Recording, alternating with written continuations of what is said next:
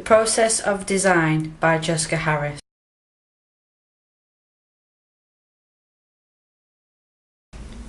I remain set the task of creating a new browser-based social game using Facebook as its format. The first thing to do, not having any experience with Facebook, was to sign up and do some research into the leading social networking website, which was launched back in February 2004. I found that Facebook has approximately 500 million active users to date, which is about one person every 14 in the world, making this website one of the most powerful media tools ever to exist. It was brought to my attention that playing games is the third most popular activity on Facebook. After chatting with friends and looking at their photos, and this particular area is growing fast, with Facebook revenues reaching over $4 billion or over £2.5 billion in 2011, it transpires that a casual social network game developer, Zynga, accounts for 12% of Facebook's revenue.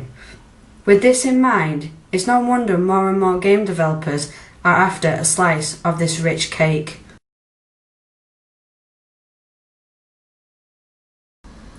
Bearing in mind the client wants a game aimed at a more traditional audience, rather than its casual counterpart, it made sense that the next step was to identify the differences between the two demographics.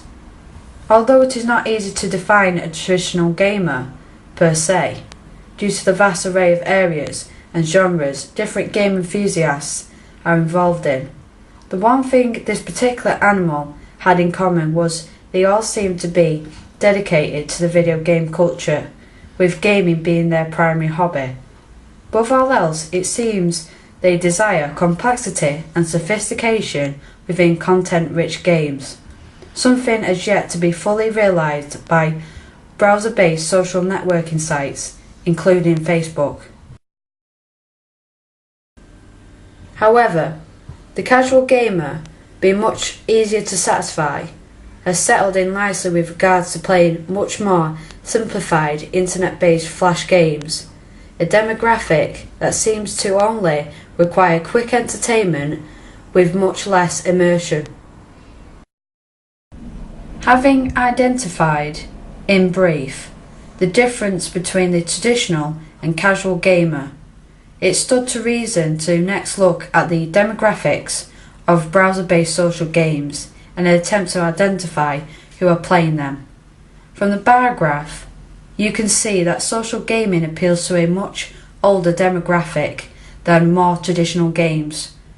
This in part is largely due to the social games being easy to play for short periods of time, are largely free and don't require such things as a console and the peripherals that go in hand with the more traditional games.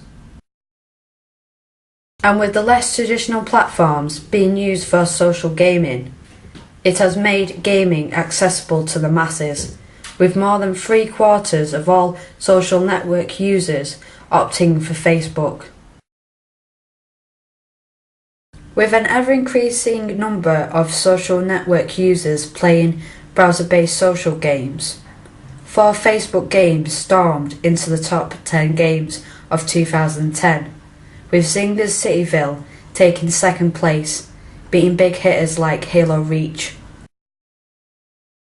And according to a survey sponsored by social game firm Kabam, which makes free-to-play games for social networks, focusing on more traditional gameplay mechanics, traditional gamers are themselves migrating to social game networks. Hence, as the games become more sophisticated on Facebook, social games such as Glory of Rome are disrupting play on traditional consoles. And as these traditional gamers are spending more and more money on social games, the majority via Facebook, it goes without saying they are spending less on console games, with an estimate of up to 50% less. So why are social games so popular? Well, for numerous reasons, but the biggest reason has to be accessibility to mums, dads, kids and casual players alike. Again, we come back to the fact that F2P models make it far easier to persuade people to sign up, versus asking for a monthly fee. Moreover, most social games run on Flash, hence require few system resources, which makes signing in and playing simple. And of course, communication is a huge part of what makes social games so appealing. With Flash games being accessible to the masses, this means that they are more likely accessible to the vast majority of friends, making for a much more gratifying and fun experience as you get them to help build up a farm in Farmville, or develop and run a city in Cityville, or join in conquering virtual countries.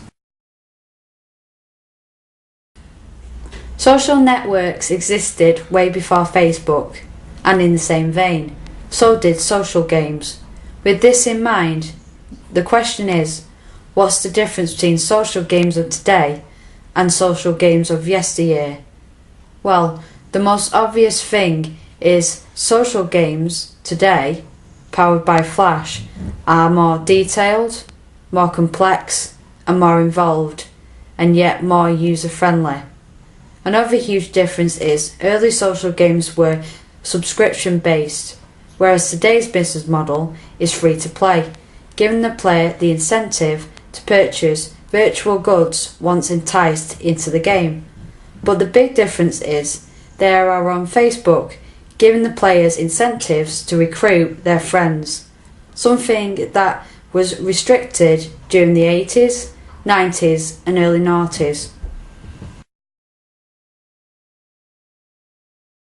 And as for the future, well, there is a lot of speculation on both sides of the fence, as you would expect with such a contentious subject matter.